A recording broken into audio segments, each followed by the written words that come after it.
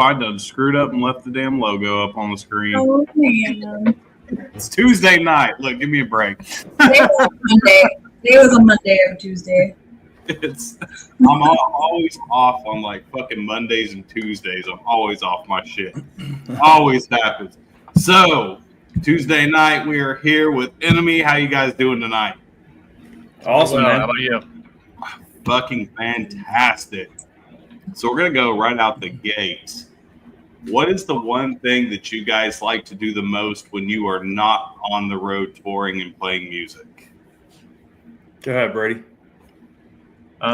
Number one for me, you'll probably see me at and I know this is probably cheating. People have said this before, but I like to go out and stay up on top of my chops and do karaoke. But other than that, I do graphic design and I like gaming with friends. So, all right. How about you, Michael? I enjoy just being outside. I like fishing a lot, and then I play some video games in my spare time. So, kind of a mixture between that and just, like I said, just being outside, watching TV. I'm pretty chill. All right. So gaming wise, for each one of you, what is your favorite game to play? For me, it's I play a lot of Call of Duty. I play some Madden here and there.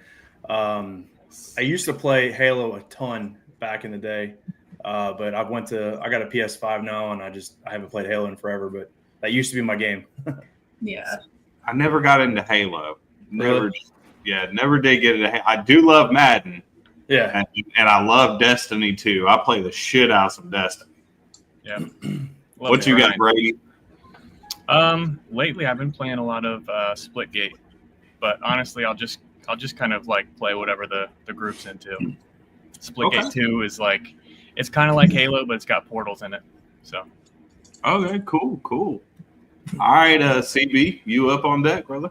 All right. So, what's the craziest thing you guys have seen while on tour? Can I say something that happened before we went on tour? Sure. Go for it. So we were doing this. We did a tour with the girls in Conquer Divide, and before the tour, we were doing this funny little like back and forth interaction on social media, like, oh, I heard ENMY does this, or I heard Conquer Divide does this, and there was a back and forth thing. And then they accused us of doing a specific act, and then Brady reenacted as a joke, and then they got the video and they posted it. So I'm not going to talk about it, but you can definitely go on their socials and check it out. It's pretty hilarious. That's fantastic. Yeah, it's awesome. Yeah, so I've learned my lesson. Don't send anything to the group unless you want it posted online. All right, what you got for us, Brady? Craziest thing on tour. He's already laughing. Yeah. I once saw a man eat a hot dog, chimichanga, burrito, 2 Cokes. What else was it? What in the hell? You're in the show? Oh no, this was on our way to I think it was on our way to our first show. We were meeting up with him in Texas, and one of the guys that was with us, he was like, "I'm going to eat all this food before we get there." There's there's no way, and he did. Sure enough. That's a dangerous game right there. Yeah, It's like you're crossing the border multiple times with those options. With those keep in mind, this is the middle of what it was, July or August. It was like the dead middle of summer. And last minute we had a van rental like set up for the band, and last minute it got canceled because apparently the van got like totaled before we were supposed to use it. So like our manager, our manager Chris was like, "Hey, you guys can use my van so you can still go on tour." But he was like, "I'm going to warn you now, it doesn't have any AC, and you guys are touring in the Southeast in the middle of July." We were like, "Fuck it, let's do it. Let's send it." Yeah. So we we did it, and it was awful. I was going to say, I hope you had a whole lot of baby wipes. Yeah. A whole lot of baby. All right, Meg. So I heard karaoke mentioned, so now I've got to ask, what is y'all's go-to karaoke song? Well, I can't name like the best ones because those are for in person only. But lately I've been doing the band Him did a cover of Wicked Game. Yeah, Okay, I've heard that. throwback. I'll do that one, or Possum Kingdom by the Toadies. Okay. Damn, you going a little old school there. Oh yeah. Yep. I haven't heard anybody mention that band in forever. I How about mean, you? those are like I'll do those, but I have been known to do like Breaking Benjamin as well. So Nice. Okay, fair enough. All right, Daff. Or no, Michael. Michael got it. You do it. Does he partake in the karaoke? Man, I can't sing, so He's like, no. so my karaoke has been limited to one time. I did, just as a gag joke, I did El Paso by Marty Robbins. Don't ask, but I did. Marty that. Robbins. Yeah, I'll sing that damn song from front to back, man. But, Yeah. That's so awesome. I did that one, and then I think it was the only other time I've ever done karaoke. It wasn't even in public. It was at our engineer Nick's house. We were actually up in Michigan recording, and this is a funny story. So we were up in Michigan recording, and we were done for the night. It's like midnight, and Nick's like, "Hey, I've got this karaoke machine up in the garage. You guys want to go do karaoke?" And some of their friends from Detroit came in, and so we just had like a makeshift like get together in the garage, and we were cranking this karaoke. And I just remember like singing, like not singing, basically screaming at the top of my lungs. We did like Avenged Sevenfold and shit like that. And then all of a sudden, like we hear like a knock on the door, and it was the cops. Shit. And we're in the middle of the country too, so we're like, where the hell? Like, who the hell called the cops? And then like they came up to the door, and keep in mind this by this point in the night, I've had a couple of drinks, and I was like, hey man, you want to come in and have a song? Like have us and.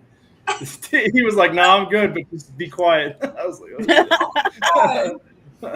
That's a good It would story. have been badass. They would have went in there and done it with you. It would have been on video, I promise. Oh, if I had control of it, I would have played the Cops theme song. Oh my Oh, god. that would've Yeah. been That would great. be beautiful. You might have went to jail, but it would have been worth it. Yeah. Have some bell money every time you do a party. Always have the bell money.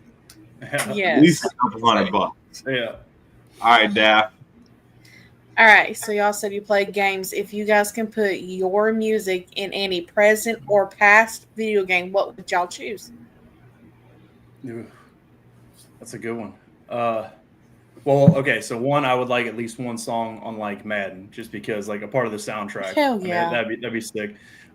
Second would probably be like if they do a new version of or a new game of Doom. I'd be thinking it'd be sick to just play Doom and have our shit like one of our heavier songs cranked over that. That'd be awesome. Okay. Yes, it would. Let's see. I mean, we have had one of our songs featured in a video game before, which is True. Blood Hunt.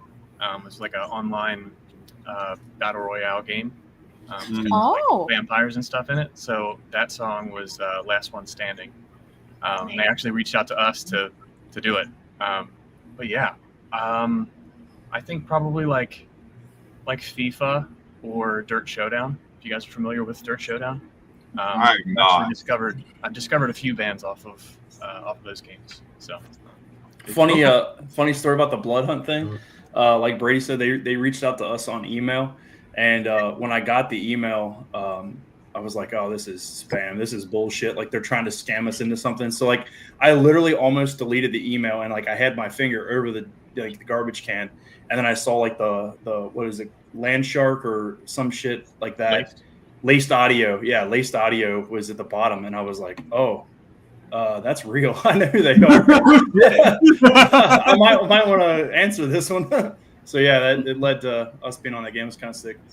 Yeah, I mean, sometimes yeah. it's hard when you get those emails to tell if they're actually real or not, and like what's legit, what's scam. Because there's so many scams out there, even for like musicians. Yeah. There's hundreds of thousands of scams. I mean, I play in bands myself, and I've seen the same stuff. And you go talking to them, and it ends up being, "Oh, we want your personal information," and it's like, "Yeah, no." Yeah, Cut it it's out. annoying. It's awful. Yeah. So, at what point during your lives did you guys decide you want to be a musician? Was it a band? Was it a family member? Like, what was that one point you're like, this is exactly what I want to do? So for me, I was in high school. I've always loved music. I just relate to it a lot. And for me, I was in high school, and I was a freshman in high school, going in to be a sophomore. And I was playing football at the time, and I really screwed up my ankle and had to have surgery. And they were like, "You're going to be in a cast for like a year." I was like, "Oh, okay. Well, I'm not doing sports anymore, so I'm going to do the next best thing at the time." Like I had no idea how to play guitar or anything like that, and I don't know. I was huge. Like I probably wore out the Meteora CD at that point. Like just constantly cranking that CD. And I was like, I want to learn how to. Funny story is at the time, like I said, I had no idea anything about music. So I thought the bass guitar made the noises that a guitar made. so I told my parents like, hey, I want a bass guitar, but they only heard guitar. So then they got me a guitar. And then I was like, oh shit, this isn't what I want, but I guess I'll just use it anyway. And I started playing it. I was like, wait a minute, this is what I want. So we both fucked up. It's funny. Dude, that's kind of like a fate thing. Like, exactly. Yeah. Okay. It's funny. For me, my friend since preschool, his older brother played in like blues bands and stuff. So his family was always like pushing new stuff on me. So we're like, oh, you ever heard of Metallica? You ever heard of Shellac? You ever heard of, they would play like Dire Straits, Bob Dylan, like everything across the board. So I was at least exposed to music at a young age. And then, they played in bands. And I would just sit in on band practice, and I would just kind of like play piano in the background. They couldn't hear me, but I was like figuring things out. And Right. I was like, man, it would be really cool. I feel like I could sing backup vocals. And then one of the guys in that group was like, hey, I'm doing a cover band. We're going to play at homecoming in high school. And I was like, oh, that's cool. He was like, I can't play and sing at the same time. Can you sing? I was like, I've never sung before, like on a stage or anything. He's like, dude, I've heard you sing. You can sing. So that was my first kind of like step into performing. And I don't know. It was just kind of like it took hold at that point. So. All right. So at what point did you both get into like hard rock and heavy metal? Like what made you decide that's the type of music that you were going to do? Probably late high school, I would say, for me. I started out listening, like Linkin Park's really what got me into like rock and like hard rock, and then it kind of went from that to like other harder, let's say, radio rock, like Avenged Sevenfold, Godsmack, things like that. And then I like discovered metalcore, and I started like we're from Cincinnati, so like a bunch of like the like Devil Wears Prada, Miss May I type bands were from this area. So about that time, they were becoming a thing, and I just like the with Roots Above and Branches Below album from Devil Wears Prada, like another one that I just wore out back in the day, and I just started to get into heavy music from there. So, okay, how about you, Brady?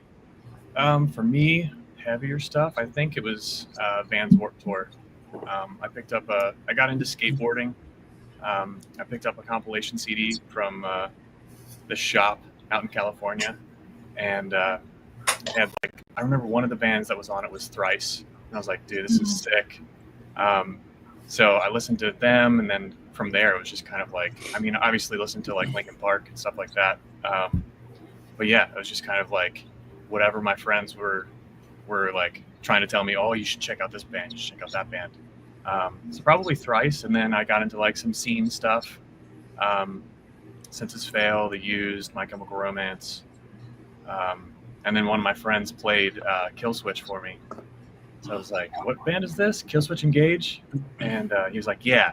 And that you hear right there, that's double bass. He's doing that with his feet. And I was like, what? So I had to like watch a video of it, and then I was like hooked from then on. So. God, I'm old as shit because my very first fucking like metal band was fucking Motorhead. Nice. And that's exactly why I got it, was like Motorhead, and then White Zombie was like when I got a little bit heavier. My first metal concert was Slayer. Oh hell yeah! Yeah, fantastic. Yeah. That's fantastic. I think my very first concert was actually Marilyn Manson with the Antichrist Superstar tour in '96. Nice. Was my very first one. Nice. ICB, you're up. What is your guys' ideal vacation? Somewhere on a beach. just my just ideal- around water, man. My ideal vacation would probably be on Shiprock. Mm. Oh, I do. I want to do Shiprock so bad. I just want to Just throwing it out there. Yeah. Like, I just want to go. I want to go to Shiprock so bad. Ever since it's been out, I've wanted to go, and I've never been able to go. Well, let's Like, go. I Come on. always do the Room big it. festivals. Like, I always do Welcome to Rockville every year, and we're doing Vans Warp Tour in November and shit like that. And it's like, but I want to do a fucking cruise. And Shiprock was like the first, kind of big one that got, a lot of traction whenever it came out. Yeah. All right. Cool. All right, Meg, you're up. What is y'all's go-to gas station snack for when you're on the road? Ooh. This is easy. Come on, Brady. Southwest Philly cheesesteak at Buc-ee's. Come on. Yeah. Yes, Fuck Buc-ee's. Not even. Buc-ee's. Yeah. Hell Okay. yeah. That's Fair 100%. My bassist got me turned on to this one. No matter what I get, I'll get like the brisket or whatever. But he was like, "Oh, you need to get the banana pudding." Oh yeah. I don't know if I've ever had it. Yeah. Oh yeah. And it's so good. The banana pudding. But like as far as drinks go, I've been drinking I think they're called Gator Light, the Gatorade like hydration stuff. Yeah. Yeah, we Strawberry love we love Buc-ee's. Me and Meg up there, we went and covered Welcome to Rockville a few months ago, and every morning it was like Buc-ee's, then the fucking show. Yeah. And it was 100%. like stock up on Buc-ee's, the You have a breakfast. big meal and then just wait it out until the very end. 100%. Oh yeah, those breakfast sandwiches are fucking killer. Dude, I go out of my way to go to Buc-ee's. Like that's the way it is. Well, see, if you like the beach and you like Buc-ee's, come down and visit us, because me and CB here, we live on an island off the coast of South Carolina. The beach is like 5 minutes from our house, and we have a Buc-ee's opening next year that's like 20 minutes away. Oh my So god. you get the best of both worlds. I can take your ass fishing, and we can go to Buc-ee's. Living the dream, man. Jesus. You're tugging at Mike's heartstrings right now. Damn. Hey, you're welcome to South Carolina anytime you want. What do you fish Whatever. for? Usually cobia is like the big thing here. I don't even know what that is. Saltwater, Brady. We're not going to be familiar. It's like a whitefish, kind of like I guess if you had to like put it to like texture and taste, it's very similar to like something like grouper. Okay. If you've ever had grouper, it's very similar to grouper. But that's everybody around here likes cobia. Oh, and oysters. Oysters is God. Oh god, man. I can't do oysters. Oh. Oysters is so God. good. When CB moved here a few months ago, he came from Arizona and moved here. And of course, I'm like, well, you're in South Carolina. The first thing I have to do is I have to take it and try it. He'd never had seafood at all. Nice. I was like, I ordered oysters, and he's like digging in. I was like, you sure you want to do this? Because it's raw. Well, Yeah. I didn't tell him it was raw. He thought the shit was fucking cooked. He's like, eat these oysters. I'm like, do you like it? I mean, typically when they bring food out to you, it's usually cooked. So in my mind, it was cooked. Yeah, no, those were straight up raw. They were. That was it. All right, Daff, you're up. All right, guys. If the rock and the metal wasn't a genre at all, what genre would you choose to play in? Genre that I would choose to play in versus what I wish I could play in. Yes. So like I grew up. My parents are a little bit older, so they're in their 70s, and like I grew up around oldies music. So like 50s, 60s, Dion and the Belmonts, like Beach Boys. Like I'm an old soul when it comes to that stuff. So like when I'm not playing band stuff, like that's what I would want to play, which is tacky and nerdy, but it is what it is. I love me some Beach Boys. Oh yeah, hey, I saw them in concert when they came. I took my dad for his birthday to the Beach Boys concert when they came to town a couple years ago. It was unbelievable. It was awesome. Heck yeah. All right, fair enough. So if you What about go ahead. Brady? Sorry. go ahead, Brady. Turn. Mine would probably be some form of country. Like when I was growing up, my mom was a big clogger, So Oh, okay. not like new country. I feel like everybody can pick out like one '90s country song that they like. Yeah. But like, yeah, one of the big ones for me. I remember that it kind of was a segue into rock for me. My mom played some Garth Brooks stuff, and I saw him like on stage, like live concerts, and he had like pyro, and he was running up and down ramps and stuff. I'm like, what is this? Like, this is all the stuff that I get in trouble for doing, and he's doing it, and he's getting paid for it. See, I could never get into country because I was born in Oklahoma. And country music was crammed down my throat on a daily basis. And I learned to absolutely despise it. I fucking hated it. And especially like Garth Brooks because he was from Oklahoma. And I went to high school with Toby Keith's daughter, Crystal. And it was like everything, Toby Keith, fucking Garth Brooks, all these Oklahoma people. That's all you ever knew Oklahoma for was fucking cowboy shit. And I hated it. When my family decided to move, because my family's originally from the East Coast, I don't know how they ended up in fucking Oklahoma. Good God, it's horrible. Don't go. It's not worth it. Unless you really like country music. But we moved back out here, and I was just like, oh my God, I am so glad to get the hell out of that fucking God forbidden state. No. But even now, country's going rock. So yeah, I know because Exactly. like you got the bands like what was that new band that I got introduced to the other day? Lakeview, I think is the name of them. They're country metal, and then Bill Murray, which I actually kind of like some of Bill Murray's stuff. I wanted to see him at Welcome to Rockville, but we ended up not being able to because there was way too many other good bands that I wanted. It was like Bill Murray or We Came as Romans. Yeah, We Came as Romans won. Yeah. No, dude. Hands down. Bill Murray and We Came as Romans are both killer. I have a long history with We Came as Romans, so love those dudes, and I'm so happy that like all the success that they've found. So yeah, when I heard they were playing like new music that hadn't been released and they were doing it live, I was like, "Yep, We Came as Romans. That's where dude, we're going." So good. Love them. Yeah, they were amazing. It was the first time I ever got to see them. I'd never got to see them before. So I was like super stoked. They did a great set at Welcome to Rockville. They were absolutely amazing. I am a little upset that I missed Bill Murray, but it is what it is. I think they're going to be around for a while. You'll have chances to see them. Oh yeah, I know I will. So if you guys could put together a tour with 3 other bands, who are those 3 bands that you would choose to tour with? Doesn't matter. They don't have to be big. They could be small. They could be regional, national, whatever you want. The first one that comes to mind is I Prevail. 1, because I love their music, and 2, our producer and our homeboy John is their bassist. So that would be number 1. It'd just be a big hangout. Probably I would throw We Came as Romans in there too. I feel like they're in that vein and they're sick. I don't know about a third. I'd have to think about that one. I'm gonna put you on the spotlight, Brady. Go ahead. Is this collective? is this collective 3? We can just do. I feel like we probably just. So that means Brady's got to pick new ones. He can't take mine. Exactly. All right. I don't know about a third, man. Shit, I'll have to think about the third. Give me a second. All right, I'll go and you think. I'm gonna swing for the fences. I want to go big time. I want to say like Breaking Benjamin would be one. Yeah. Seven Dust. I don't know. Maybe Disturbed or something.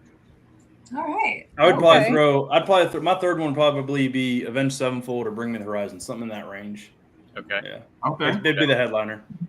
Well, I dig Seven Dust because like I'm from the Southeast and Seven Dust was from Atlanta, so they came around this area a lot well before they ever got signed. Yeah. And so I got to see Seven Dust way before that, and Mastodon. I seen them way before they ever got fucking signed, and so those are kind of like hometown boys in Seven Dust. Yeah. And LeJean's vocals. Yeah. So that guy is he's a fucking beast. Like he's just I can't even I don't even know what to fucking say. The guy's amazing, and for as long as they've been around, and a lot of people don't realize. Like, I met somebody the other day. They're like, "Oh, I just found this new band, Seven Dust." I'm like, "New? Yeah. The fuck are you talking about? Them dudes have been around for well over like 20 years. Yeah. Well over 20 years. I mean, I was in my I think I was in my 19 or 20 the very first time I seen them, and I'm turning 42 in like 2 months. So it's like, no, those guys have been around a long time. All right, CB, you're up, brother. What is your guys' favorite smell? Gas. Gasoline? Yes. No, it's a long story, but man, like as a kid, I always loved when my dad took me out fishing, and there was nothing like when you start up the motor first thing in the year, the smell of the exhaust and like the gasoline and everything. It's just, oh, come on. Oh yeah. I get probably not a great smell, but it's more like a memory thing. So yeah. Yeah. Hold on. You said favorite smell? Yes. Okay. Probably cocaine. No, I'm just kidding. Oh shit. All right. All right. To be fair, gasoline is a great smell. It really is. I was gonna say spray paint, but I don't know. Fresh man. cut grass is a close second, man. That's a tough one. There's like certain smells that there's certain smells like I don't know. I just remember like my grandparents' basement, like, and that's such a weird like specific thing. So specific. But yeah, I don't know, something like that. If I had to like name a specific thing, I don't know, cedar. But my grandparents' basement is probably the top one. All right. All right. See, for me, well, back when I could smell, because I could no longer smell. I lost my smell after I had COVID. When it first came out, so I have not been able to smell since. But before that, it was the saltwater marsh.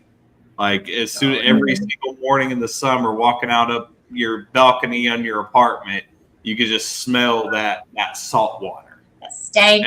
And for me, that was everything. Even though it smelled like shit, it was still just that. God dang, I love the ocean. I love the water. I'm like Michael. I love being on the boat. I love fishing. I love being in the water. It doesn't fucking matter. I love the smell. I used to love the smell of the fucking ocean, just being out there. That saltwater smell was amazing to me. Yeah. Yeah. No, that was one weird thing that happened when I got COVID as well. I lost my smell for like maybe 3 days, but when it came back, I would smell like this weird sweet, like nutty smell, and I couldn't pinpoint it. I'm like, I don't know what that is. I keep smelling it. And I finally found out that like it was like sewage smelled that way. Thankfully it's gone away. But yeah, that was like I finally found out that's what it was. I was like, I walked past a bunch of portalettes and I'm like, oh, that's that smell. Weird. It was very strange. You got to lay off the spray paint, man. Yeah. For the record, He's over here doing damn fucking huffing and doing booger sugar. for the record, I don't do drugs. Well, man. Drugs are bad. Hey, kids don't do drugs. Yeah, never. Bad idea. Horrible Don't idea. do 'em. Yeah. All right, Meg. Have you guys ever had a show go just wrong? Everything go wrong, but then it ended up working out and being a good show. 100%. I will answer this for Brady and I. So we took a show at a festival. It was like not like a music festival. It's like a you know how they have like county fairs and shit like that, where it's like a community thing. Yeah. So Yeah. there's a town a little bit north of us in Ohio. I'm not going to name the town. I'm not going to name anything about it. But we were sent an email and said, hey, it was like one of the city council members or some shit. And she was like, I freaking love your guys' music. I had no idea you were local. We're doing this thing. Would you guys please come and play this show? And then we'll pay you, we'll pay you some money to do it. And we were like, yeah, fuck. It's, a little bit up the road. Let's do it.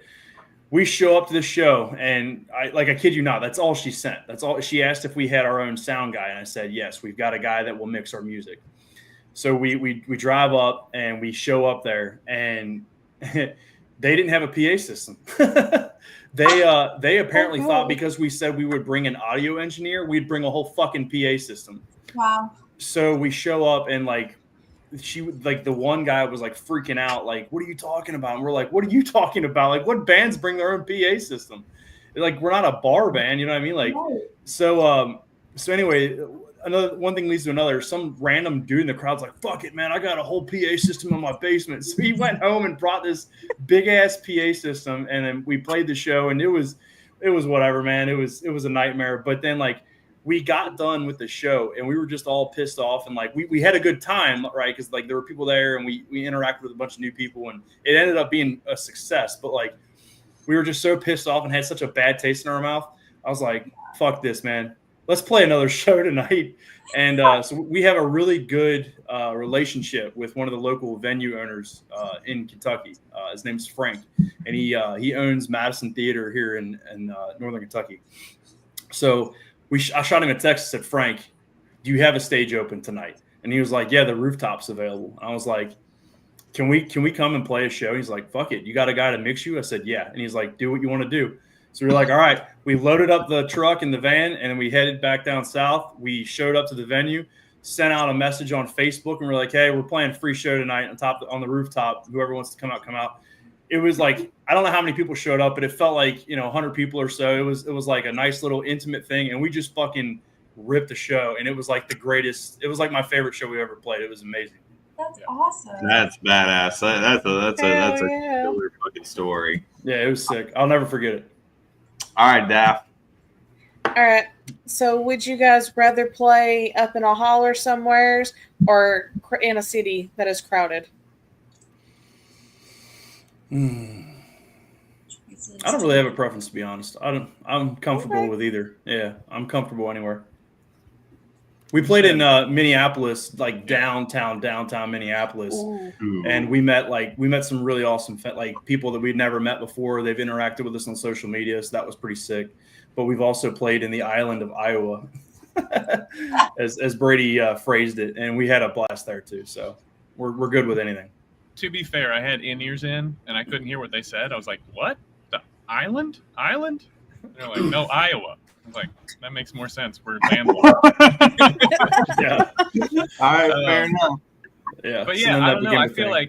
I feel like each one has its pros because like people out in the holler don't get to see like live music as much. Like it's going to be a trip for them to go like in town to see something. So that's more of a. I feel like you're going to create like a lasting impact on people that like don't always see music all the time. But at the same time, it's like it's so nice to like play a place like Minneapolis and have the place like, even though the venue was kind of small, there was like multiple stages inside that venue. We played like a smaller one, but it was like packed, and it just felt awesome because like everybody was up there, and like there was one guy in particular that was up front. He was like covered in tattoos, like neck tattoos, like I think he had some face tattoos as well. I'm like, dude, he is not having it. He hates it. And I'm like, I just don't want to be on his bad side. And then we get like 3 songs in, and he starts like mouthing the words. I'm like, hold on. And then we get to the next song, and he's like singing every word. I'm like, what's going on right now? Am I being punked? And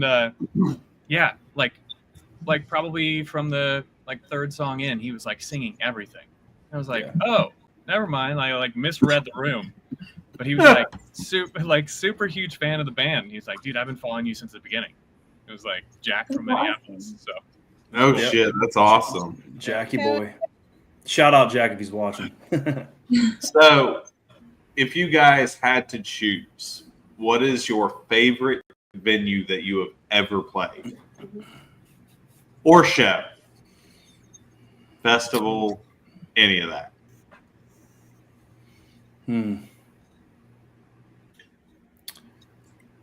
Oh man, I'd have to say the Rooftop Madison just because that one show was really fun. But my favorite thing, I have something in mind that I'm going to do that I'm not allowed to talk about yet, and it's something that I'm going to do. It's something I love. Hint, hint. You can see it on my screen, and that's coming up this fall. So I'm excited for that, and I have a feeling that's going to be like a lasting memory. But yeah, we'll cross that bridge when it comes. And I'd say for my favorite show that we've ever played, it's probably Madison Theater. It was like the last Madison Theater show that we played, just because we had like our label come in, so like pretty much the whole staff came in for it, and then we got some of the artists on the label, like on the roster, to come in and play the show as well. Shout out Daedric. Yeah. Daedric was one of them. And then we also had Izzy. She didn't play, but we had her stuff playing over like the speakers between the bands. Actually, she played right before we went on. So yeah, I don't know. It was just like there was just like this energy in the air. It was like it felt like a family reunion. It was so cool. And then after that, we show up to this like spot for brunch the next day. Just like the whole staff from the label, and like we all had bangovers. You guys are familiar with bangovers? Yeah. Okay. So yeah, our necks were hurting, but it was nice to have like, an omelet with the owner, and not the owner, the president. So it was cool. Okay. Fair enough. All right, CB, you're up, brother. What's your guys' opinion on AI? So I think AI is helpful for like medical stuff, because like I watched this video where this guy goes into like a doctor's office, and it takes like a real doctor like an hour to examine a leg and like figure out what's going on with it. The AI looked at the MRI and was like, no, it's this, like immediately. So I think it's going to be really helpful for like medical stuff. In terms of like music and stuff, I don't know. I'm not really a fan, man. I mean, everybody's got their own vibe and juice and everything like that. There's like a completely AI band on Spotify, and like I think it's funny as like a gag, but like, please, for the love of God, let's not go down that road. But, Agreed. Yeah. All right, Brady, how about you? I think AI is a useful tool, but it shouldn't be the whole meat and potatoes, the whole thing. It's good for like Mike said, just like figuring out like problem solving. It's good for like, I don't know. It's good for plenty of things, but like it's like Ask Jeeves on steroids. It's kind of like, I don't know. It's kind of like I want this computer to play a video game for me. Like if you're using AI in that capacity, then like what's the point? You know what I mean? Like you're taking out all the enjoyment, like the human connection that makes it what it is, from music. So yeah, I don't know. It's a tool, but like don't let it like take over. I kind of have a controversial thought process on it. Like I'm okay with it doing art because a lot of bands, they can't afford to go out and pay somebody $2,000-$3,000 to do album artwork. Sure. They just can't, and they don't have that money to make posts because you only have so much content. And obviously, you guys know in a world of social media, content is everything. Yep. And you have to constantly spit out content. Well, what are you guys going to do? Do stupid dances on fucking TikTok all day? Fuck no. Nobody wants to do that shit. Nobody wants to do that. So you've got to be able to create something very quick on the fly to create some type of content to get people in and watching. I'm totally cool with the art and some of that stuff. I think it's good. I think it's helpful. It helps people save money. And in these days in the economy, everything's super goddamn expensive. So you kind of have to cut cost where you can. And that's one of those like cutting cost areas. But I'm like you guys, writing music? Fuck no. Absolutely not. Yeah, it's kind of one of those things where it's like, whatever gets people to look at your stuff, if you're creating a background or a motion graphic, whatever, like essentially anything that you create with like some of these apps, it's like, okay, you didn't make that transition. You know what I mean? Like you didn't make like the effects that you're putting on it. So it's like kind of the same thing. Like at the end of the day, still a tool that you use, but at the end of you have to have a good product to want to push and to put Right. that extra wrapping on. So Right. Absolutely. All right, Meg. So are there any instruments or sounds or any production thing that you secretly want to experiment with for y'all's music? Anything that you- So our first album we were pretty cut and dry with it. So like we knew kind of what we wanted to capture, a lot of just straight up guitar, drums, bass kind of stuff. And then we added some, obviously there's synths throughout all of our music. We did some like disc scratches and shit like you'd hear in Linkin Park in some songs. We still did that in the second album. We're big Linkin Park fans. So like we're always going to throw shit like that in our music. We have experimented with some random sounds before, and also let's say random recording methods. So we have a song called Broken Man. It's a ballad. And a fun fact, the acoustic guitar for that song was recorded on an iPhone. It was literally recorded on an iPhone. So we messed around with all kinds of weird shit and just see what sounds good. So yeah. And to piggyback on that, like pretty much any recording method is fair game, just because our producers are wizards.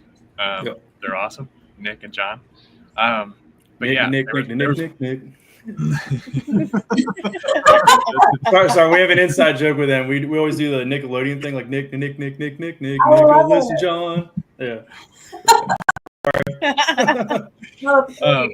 But yeah, there's our song called Damn. There was a spot where I'm like, oh man, I really love to like sample a speak and spell and use it, just because like I feel like it would be a cool thing. And so I was like, this is what I had in mind, and I had recorded it like on my built-in mic on my laptop, and I showed it to him. He's like, actually, just send me that WAV file. I was like, okay.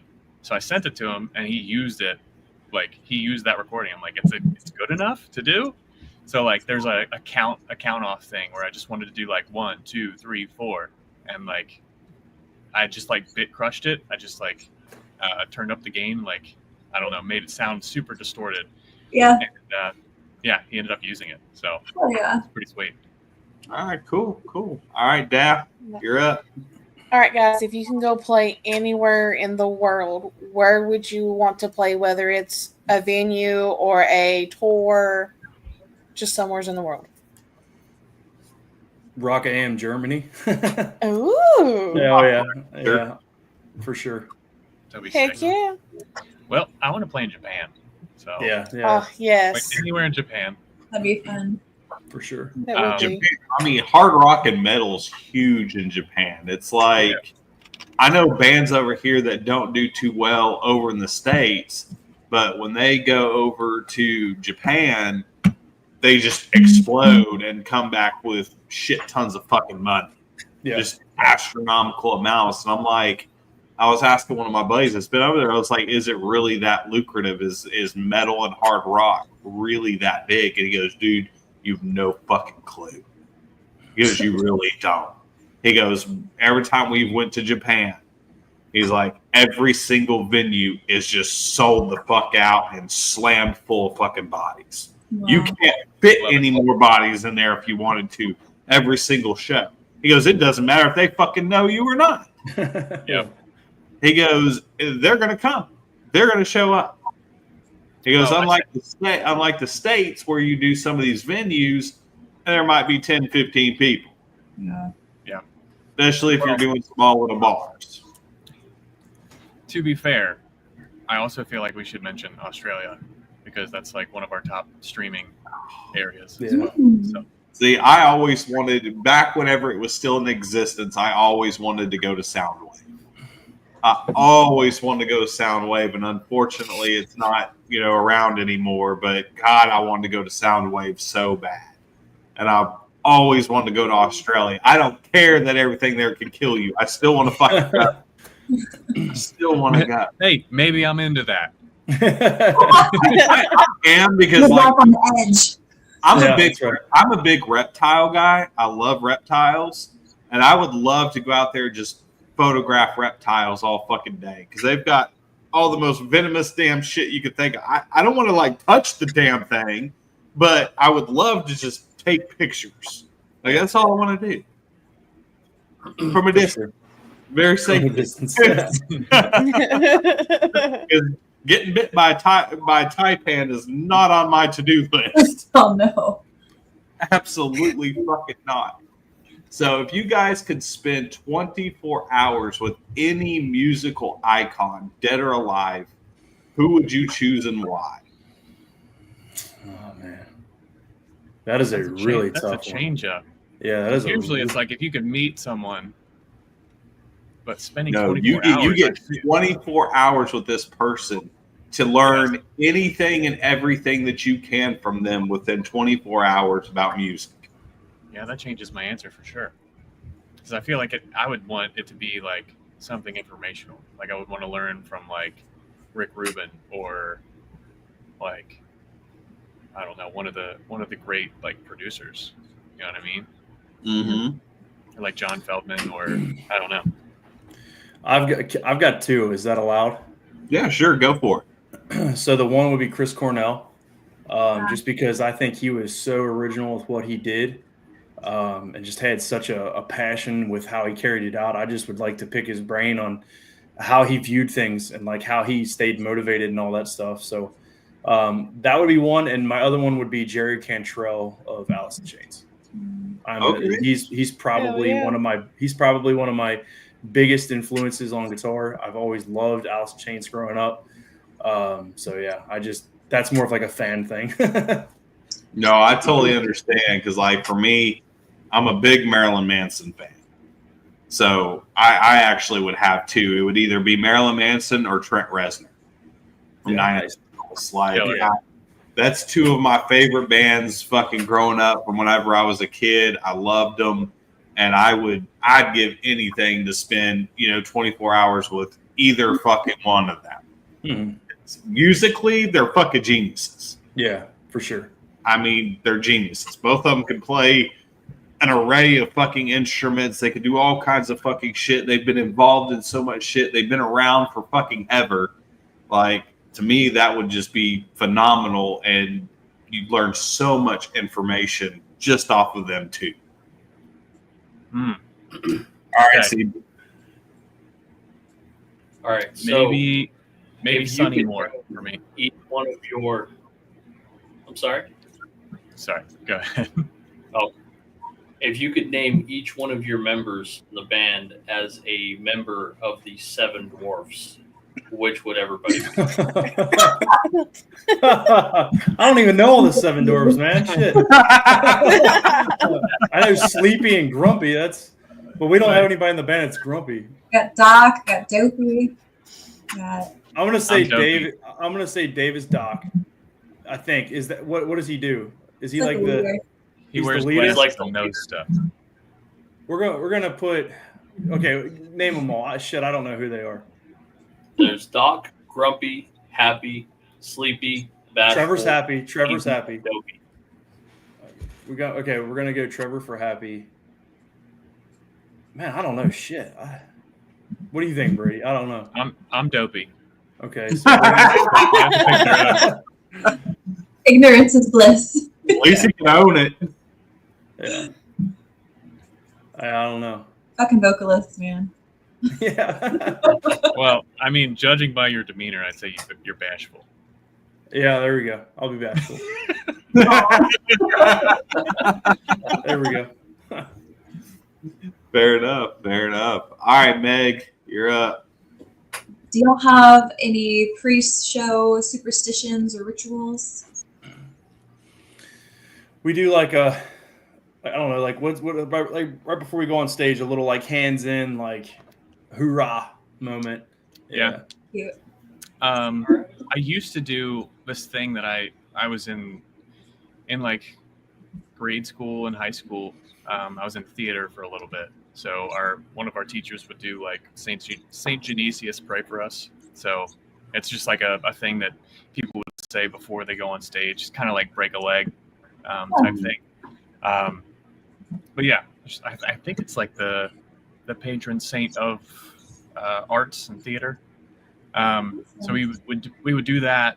But like I've got my whole like routine down. So I try to get either a hot shower, or I've just recently started using this like nebulizer thing.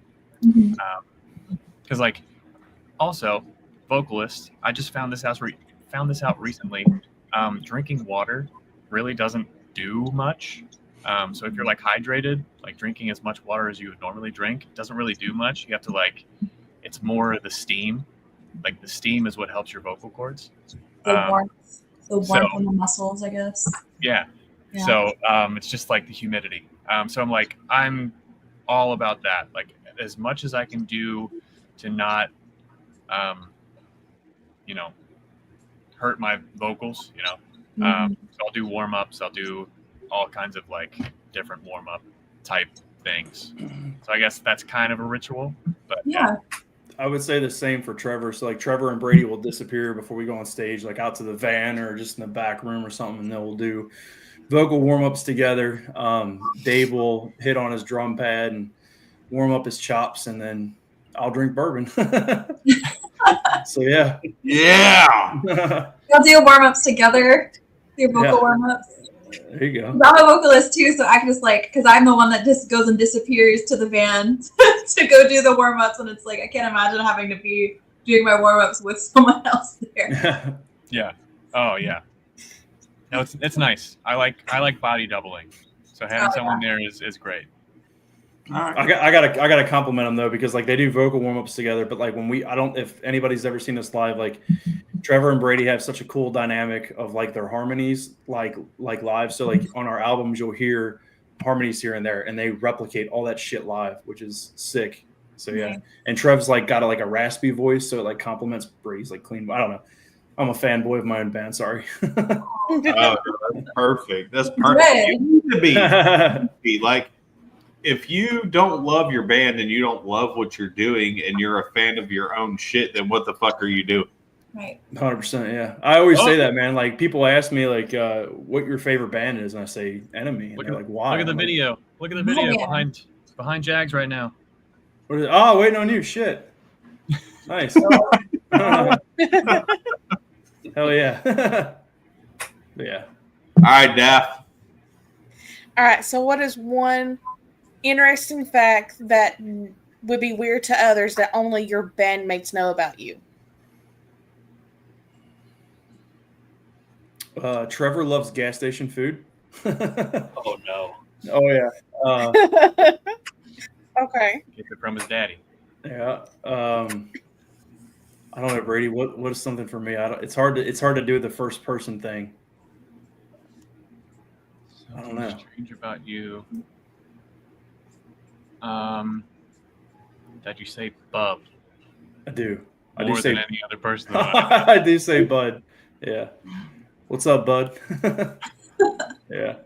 Fair enough. So, a lot of bands nowadays, and I know Michael just mentioned bourbon, which hit me because I love fucking bourbon. That's my favorite. It's about the only liquor I drink. And it's usually either 1979 or Elijah Craig, one of the fucking two. If you guys could brand your own alcohol or beer, what would it be? It'd be bourbon, 100%. I mean, we're from Kentucky too, right? Yeah, we like have it just to. fits. It has to be bourbon. In fact, cool story. We've already like kind of discussed that about like, so you can go to these distilleries and like do like a select barrel. Like you buy an independent barrel and then you can like brand it. So you could go to like Buffalo Trace or somewhere and like buy a barrel, and then on the glass you can get like a custom like sketch or sticker or some shit like that. So we've always tossed around the thought of like, when it comes time and we can do it, like do an ENMY like bourbon release or some shit. I would buy that shit instantly. Yeah, I mean, I just think it'd be sick, man. Like I drink bourbon all the time, so that's just my thing. Yeah. One thumbs up in the chat and we'll do it. What's your go-to bourbon? Oh man, so You're gonna think I'm like a snob though, but like I've grown up around it. My whole family drinks it. Like when we have like a massive party around the holidays where all my family comes in. Like I'm not kidding, like 30 people, and we have everything from Pappy Van Winkle to like Buffalo Trace Antique Collection to like shit from 10, 50. We call them Dusties, things from like 10, 20 years ago. My favorite, like let's say daily drinker though, would probably be Weller Antique. It's kind of allocated, kind of hard to get, but that shit is gold. I would drink it all the time.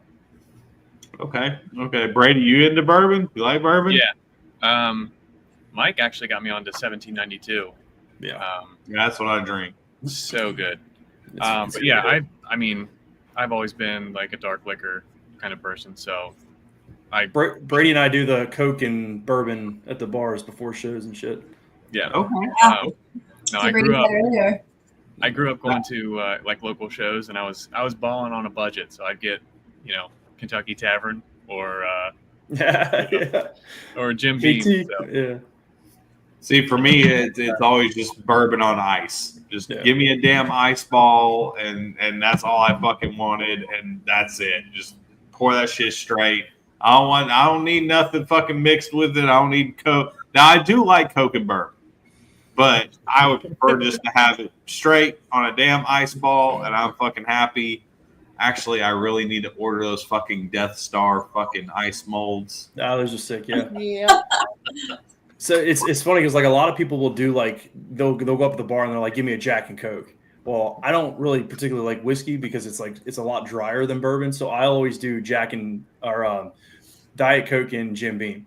So like the bartenders are always like, what you want Jack? And I'm like, no, Jim Beam. So it's but if you haven't tried it, do Coke and Jim Beam. It's fantastic if you're looking for a mixed drink. But I'm like Jags. So like there's only certain ones that I'll drink on ice. Typically, I just drink it neat. But if I'm at a bar in like a social environment and I don't want to get hammered like right away, then I'll mix it up a little bit. Yeah, no, the only Jim Beam I like is I like that Jim Beam Devil's Cut. Devil's Cut's fucking good, man. That shit's got spice to it. That shit's good. Yeah, if I want to get on a budget and I don't have a whole lot to spend on something like Elijah Craig or 1792 or Blanton's or something like that, then I'm gonna go with fucking Devil's Cut because that shit is good. The Evan Williams has got one out that's kind of the same thing. It's got like a cinnamon flavor to it. It's pretty good too if you ever get around that. So my thing, if I do a mixture, it's the Devil's Cut with Dr. Pepper. Nice. Yeah. That shit is fucking phenomenal. I'll give it a shot. On that, we have ran out of time. But for those of you that are watching, we actually do have a music video to play from ENMY. And this is the music video for The Ledge. So stay around, watch that. On that, we are out of here. We'll be back tomorrow. Actually, we have 2 shows tomorrow. So we love you guys. You know what we say. Please be good to each other. Don't drink and drive. And for God's sakes, wrap your fucking tool. On that, here is the music video for The Ledge. We love you guys. We're out. Good night, everyone.